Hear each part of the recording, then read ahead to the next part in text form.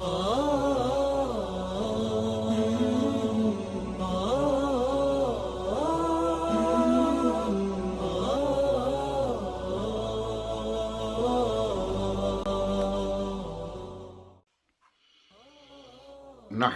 व नुसल्ली व नुसल्लिमु अला रसूलिहिल करीम अम्मा बाद फ़अऊज़ु बिल्लाहि मिनश शैतानिर रजीम बिस्मिल्लाहिर रहमानिर रहीम वत्लु अलैहिम नबअ अबनई आदम बिल हक़ इज़ क़र्रबा क़ुरबानन फ़तुक़ुब्बिल मिन अहदिहिमा व लम युतक़ब्बल मिनल आख़र क़ाल लअक़्तुलन्नक क़ाल इन्नमा यतक़ब्बलुल्लाहु मिनल मुत्तक़ीन सदक़ल्लाहु मौलानल अज़ीम इन्नल्लाह व मलाइकतहु युसल्लूना अलन नबी या अय्युहल्लज़ीना आमनू सल्लु अलैहि व सल्लिमू तस्लीमा अल्लाहुम्मा सल्लि अला सय्यिदिना व नबिय्यिना मौलाना मुहम्मदिन व अला आलि सय्यिदिना व नबिय्यिना मौलाना मुहम्मदिन व बारिक व सल्लिम सलातुम व सलामुन अलैका या रसूल अल्लाह सल्लल्लाहु अलैहि वसल्लम।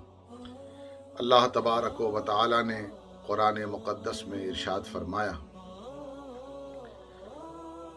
वत्लु अलैहिम नबअ अबनई आदम बिल हक़, ऐ हबीब लोगों को सुना दीजिए, बता दीजिए आदम के दोनों बेटों का वाक़या। मुकम्मल तौर पर जो वाक़या हुआ था उसको वाज़े फरमा दीजिए। इज़ क़र्रबा क़ुरबानन फ़तुक़ुब्बिल मिन अहदिहिमा, दोनों ने कुर्बानियाँ पेश की। एक की कुर्बानी अल्लाह तबारक व तआला ने कबूल की और एक की कबूल न की। जिसकी कबूल नहीं की उसका नाम काबिल था और जिसकी कुर्बानी को अल्लाह ने कबूल फरमाया वो जनाबे हाबिल थे।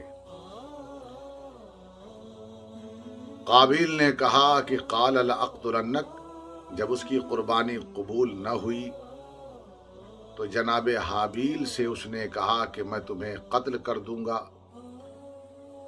अल्लाह तबारक व तआला ने फरमाया, क़ाल इन्नमा यतक़ब्बलुल्लाहु मिनल मुत्तक़ीन, कि बेशक कि अल्लाह तबारक व तआला जो परहेजगार है, तक़वे वाला है, उसकी कुर्बानी को कबूल फरमाता है, उसके अच्छे आमाल को कबूल फरमाता है। तो इससे मालूम ये हुआ, मुझे इस वाक़े के अंदर नहीं जाना है, मुझे सिर्फ ये बताना है कि अल्लाह की बारगाह में कुछ कुर्बानियाँ कबूल होती हैं और कुछ कुर्बानियाँ कबूल नहीं होती। जनाब हाबिल की कुर्बानी इसलिए अल्लाह ने कबूल फरमाया, इसलिए कि जनाब हाबिल ने खालिस नीयत के साथ अल्लाह की रज़ा के लिए कुर्बानी पेश की थी और काबिल ने अपने मंसूबे के तहत अपनी साजिशों के साथ अपनी कुर्बानी पेश की थी। चूँकि उसकी नीयत काबिल की ख़राब थी तो उसकी कुर्बानी रिजेक्ट कर दी गई और जनाब हाबिल की नीयत चूँकि अल्लाह की रज़ा के लिए कुर्बानी पेश करना था, इसलिए अल्लाह की बारगाह में उनकी कुर्बानी मकबूल हुई।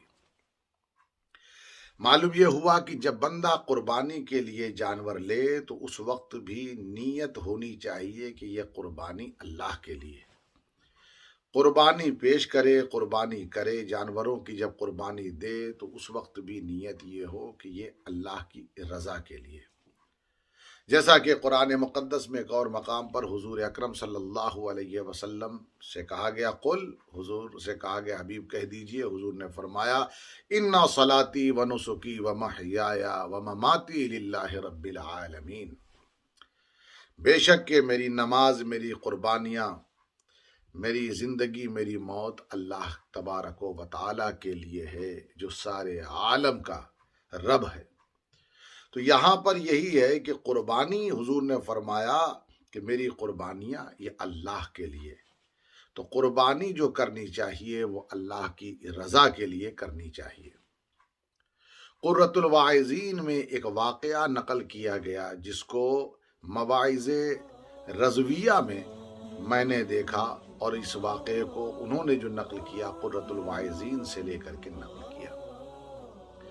वाक़या ये है कि एक शख्स जो था, एक नौजवान, वो किसी भी हालत में अल्लाह की बारगाह में जब कुर्बानी के दिन आते थे तो कुर्बानी ज़रूर पेश किया करता था, और किसी न किसी तरह वो जानवर खरीदता और अल्लाह की रज़ा के लिए वो अल्लाह की बारगाह में कुर्बानी पेश करता कुर्बानी के दिनों में।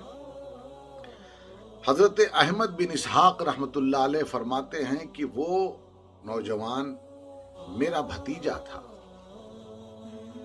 और अचानक मौत ने उसे अपनी आगोश में ले लिया, वो इंतकाल कर गया। मैंने एक रोज़ अल्लाह की बारगाह में नमाज अदा करने के बाद अल्लाह की बारगाह में दुआ की कि या अल्लाह मुझे उसकी हालत मुझ पर जाहिर फरमा दे। मैंने ख्वाब में देखा कि वो अबलक घोड़े पर सवार है और बड़ी शान व शौकत के साथ उस सवार पर, घोड़े पर सवार होकर सवारी कर रहा है। तो कहते हैं कि मैंने उससे पूछा, ये तुम्हारे साथ क्या मामला हो रहा है? कहा, जिस घोड़े पर मैं सवार हूं, मैंने जो कुर्बानी अल्लाह की बारगाह में पहली कुर्बानी पेश की थी, अल्लाह ने उसके बदले में मुझे ये सवारी अता फरमाई। मालूम ये हुआ कि कुर्बानी देते वक्त जब आप कुर्बानी पेश करते हैं तो आपकी नीयत के मुताबिक अल्लाह तबारक व तआला मैदान महशर में उसी के मुताबिक आपको सवारी अता फरमाएगा।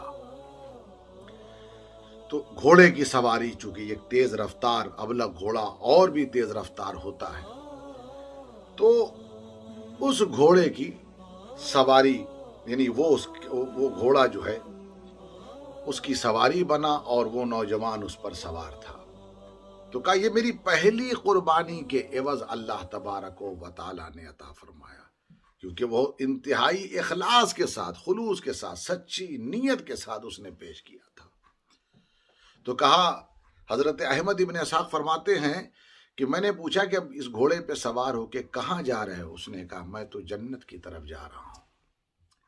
इससे यह भी पता चला कि कुर्बानी बाइसे नजात है। कुर्बानी के सबब अल्लाह तबारक व तआला दुनिया और आखिरत में इज्जतदार बनाता है। उसी कुर्रतुल वाइज़ीन में यह भी है कि कुर्बानी करने वाले की कब्र मुनव्वर रहती है।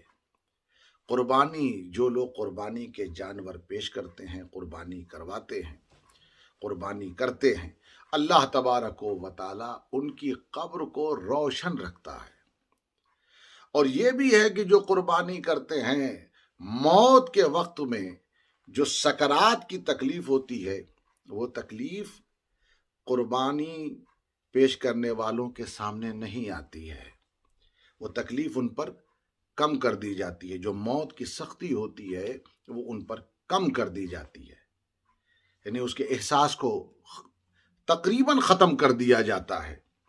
तो कुल मिला करके ये समझ लीजिए कि कुर्बानी के एवज दुनिया से लेके आखिरत तक सिर्फ फ़ायदा ही फ़ायदा है। इसीलिए हुजूर अकरम सल्लल्लाहु अलैहि वसल्लम ने इरशाद फरमाया, मन सल्ला सलातना व नसका नुसुकना फ़क़द असाबन नुसुक। जिसने मेरी तरह नमाज अदा की और जिसने मेरी तरह कुर्बानी पेश की, तो गोया उसकी कुर्बानी कबूल हुई। मेरी तरह कुर्बानी पेश की तो इन्ना सलाती व नुसुकी, बेशक के मेरी नमाज और मेरी कुर्बानी ये अल्लाह के लिए है, यानी अल्लाह की रजा के लिए आप कुर्बानी पेश कीजिए, अपने अंदर खुलूस पैदा कीजिए। हम सबको अल्लाह ताला वो खुलूस अता फरमाए ऐसी, क्योंकि इन्नमल आमालु बिन्नियात, अमल का सारा दारो मदार हमारे इंटेंशन पर होता है, हमारी नीयतों पर होता है। अल्लाह ऐसी नीयत अता फरमाए कि उस नीयत के अंदर हमारी नीयत ऐसी हो जाए कि हम जब कुर्बानी पेश करें तो अल्लाह की रजा के लिए, अल्लाह को राज़ी करने के लिए। तो अगर हम कुर्बानी के जानवर ख़रीदें या कुर्बानी करवाएं या कुर्बानी करें, कुर्बानी पेश करें, तो ऐसी सूरत में हमारी नीयत जब अल्लाह की रज़ा के लिए होती है या होगी, तो ऐसी सूरत में हमारे लिए दुनिया और आखिरत में फ़ायदा ही फ़ायदा है, बरकत ही बरकत है, आफ़ियत ही आफ़ियत है, मुसीबतों से नजात भी इसी के ज़रिए अल्लाह तबारक व तआला अता फरमाता है। इसीलिए कुर्बानी इंतहाई खुलूस के साथ पेश करनी चाहिए और अल्लाह तबारक व तआला हम सब को तौफीक अता फरमाए कि हम इंतहाई इखलास के साथ अल्लाह की रज़ा के लिए कुर्बानी पेश करें। अल्लाह ताला इन कुर्बानी की बरकतों से जो आइंदा दिनों में जो दिन आ रहे हैं कुर्बानी के दिन, मालिक व मौला हम सब की तौफीक़ात में इजाफ़ा फरमाए और उसकी बरकतों से हम सब से परेशानी मुसीबत आफ़त दूर फरमाए, इस वबा से भी नजात अता फरमाए।